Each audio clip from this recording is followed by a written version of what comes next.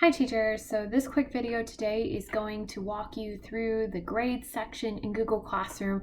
Whether or not you're using Google Classroom in order to input scores, it can be a very useful spreadsheet for you to know how to navigate and know what to look for because it uses different colors and blanks to mark things. So we're going to head over to that spreadsheet here. I happen to have this in an experimental classroom that I have. So all of these are demo students, and I have a handful of assignments assigned. So you'll notice across the top, when I start out, I'll be able to see a due date if I've given a due date to this assignment. For example, June 4th, I'll be able to see the assignment name, and then I'll be able to see how many points the assignment is marked out of. And in some cases, there's blanks because I've made the assignment ungraded.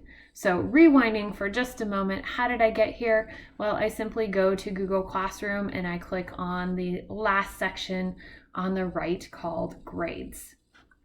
I do want to show you, before I jump into what all of this nonsense means, a few things that you can tweak in your settings. So if you scroll down to the bottom, you do have the option to turn on an overall grade. Just be aware, if you're doing this, you'd want to make sure that everything that you're doing is in Google Classroom and you're jiving 100% with what you might be putting in PowerSchool. So my suggestion would actually be probably to leave off the overall grade. That way you're not creating confusing images for students if it says one grade in Google Classroom and a different grade in PowerSchool. You can display total points, or you can weight by category. Again, just be very careful when you're doing this because you don't want it to be different than something you put in PowerSchool. You can, though, turn on, maybe you want that weight by category, but you don't want students to be able to see this. You can leave this turned off. Again, I strongly suggest you play around with these features before you ever consider turning things on for students. You can add grade categories down here.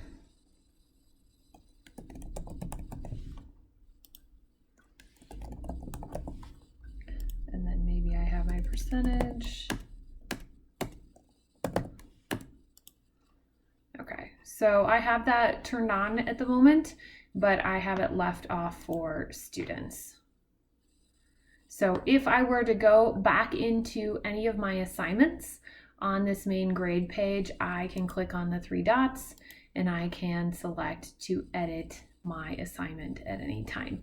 You'll notice here, I now have on the right-hand side the option to choose a grade category and then choose points. I will say this grade category could potentially be useful for teachers at the younger grades who might be trying to keep track of standards, so that you have that reminder for yourself of, okay, this assignment goes with the standard, and etc. So you could do that and not necessarily worry about the percentages, but it's just another label for yourself.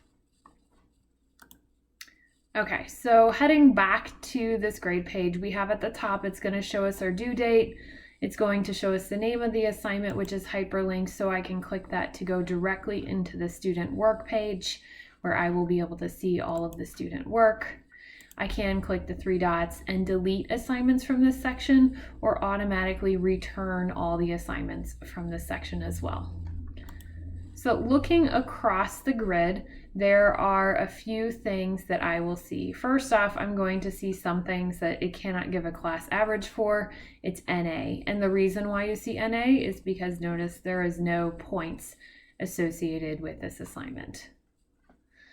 The next thing I will see is when I hover over the blank here, if there are no points associated with the assignment, I can't put any mark here. The only way I could put a mark here is by actually returning this to a student. So let's say a student completed it, I clicked return, maybe I left a comment, it will give me a black check mark.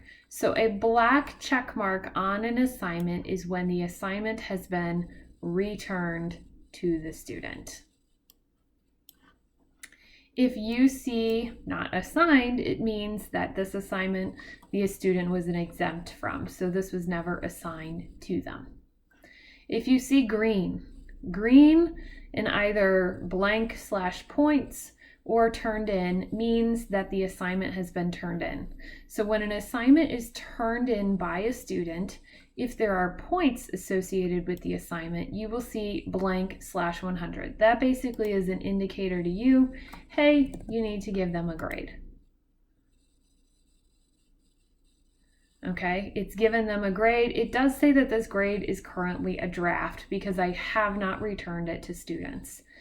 If it is just turned in by a student, it will just say turned in. So this means that there's no points associated with the assignment and it has just been turned in.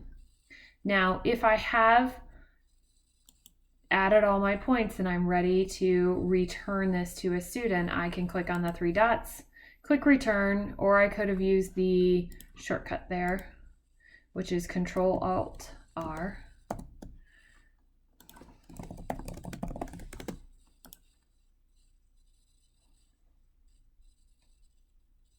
And then you'll notice that this turns black.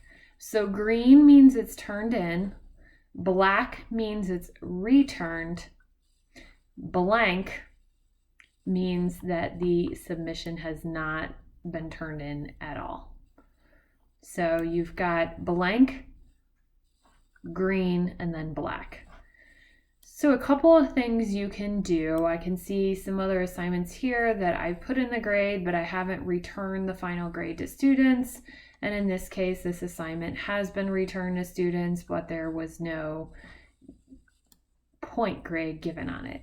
Now, if you do have rubrics, the one thing that frustrates me with rubrics, if you don't put points on your rubric, you will not see any indication that there's a rubric here. If you attach points to the rubric, then it's going to show up as the number of points in a box for students. So just keep that in mind, is you want to come up with a process. If you're using rubrics but you're not attaching points to them, you may want to make sure that you always just return the assignment to students so that it's very clear that there is some feedback in that assignment. So a couple of other things that you can do at any point. Obviously, you can click on the name of the assignment in order to see the details by that assignment and see what students have done. So if I click on the name of the student, I can see all the student answers. This was a question that I asked students, or I'll see all the student files. Alternatively, I can come over here, I can sort my students by first name or last name, and then I can click on the student themselves and I can do a summary of the student. So I like this because then I can quickly see where there are private comments that I've given to the student, and I can also see any attachments that a student has. And then over on the right hand side, I can quickly see the status of their assignment. The awesome part is students can also see the same exact screen and their profile as well. And I will show you that in just a moment. On the left-hand side, I can toggle between assignments the students turned in, assignments that have been returned with grade, and assignments that are missing. Keep in mind, if you don't put a due date on something, it will never show up as missing. And I can go back out and see all of their assignments at once. So let me quickly show you this from a student perspective. We're going to head in here and go to Google Classroom.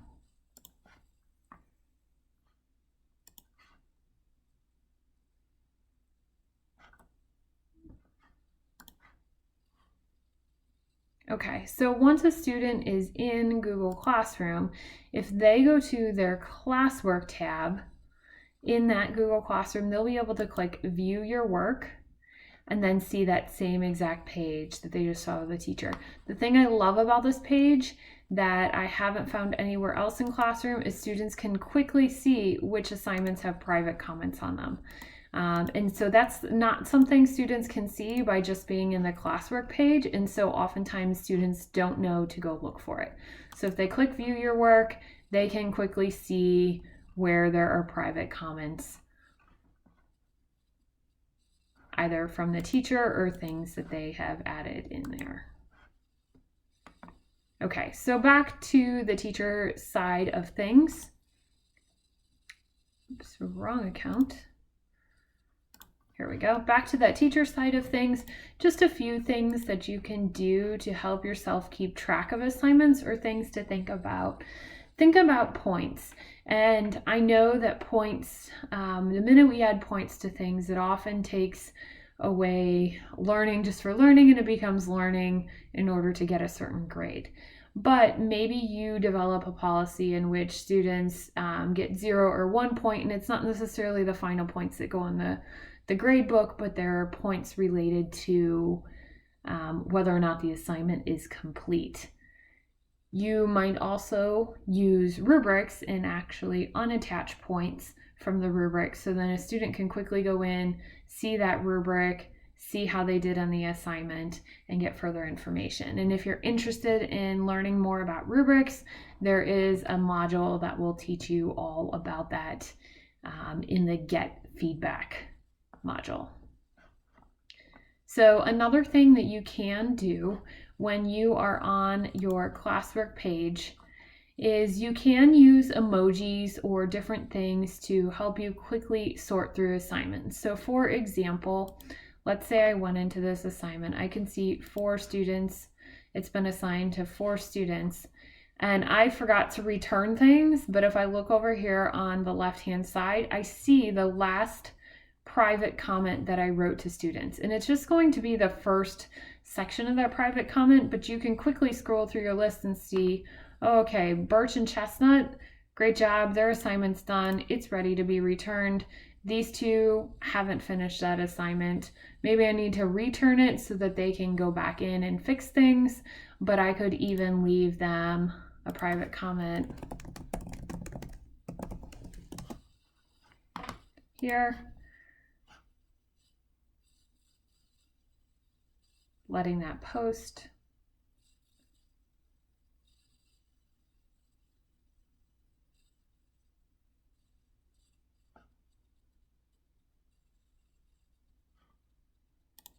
Okay, so now you can see over here as I quickly scroll through the list, oh, I did ask for a student to fix their assignment. So I might need to go back and check their assignment again.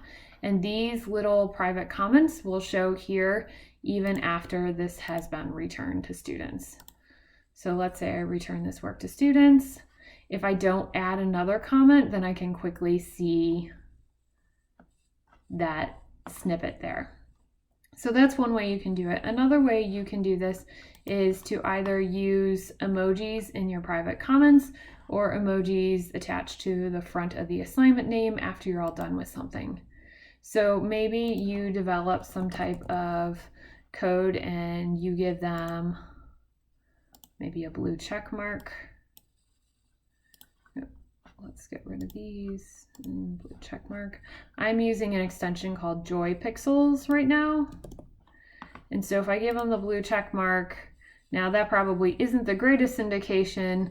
So I might want to come up with something else, some other key for my students, but that reminds me that, okay, theirs needs checked. I can quickly scroll through those comments because remember the last comment shows up here. And then I remember that I need to go back and check that student's work. Maybe I give them a green check mark when they're 100% done. So maybe I want to take these 2 students, or I want to take this student here and add check marks. So you might want to return in batches too. Return first to the students who are 100% done, add that private comment to all of them, letting know you're 100% done with your work, and then return the assignments to the students who are not complete with their work.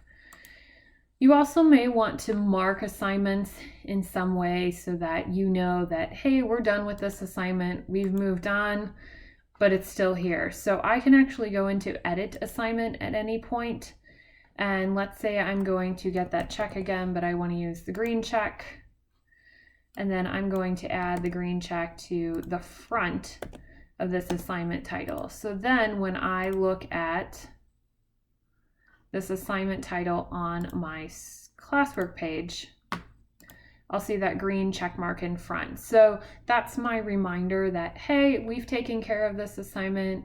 We don't need to go back to it. I've done all the grades for this assignment, so I can quickly scroll through my classwork page and go to another one.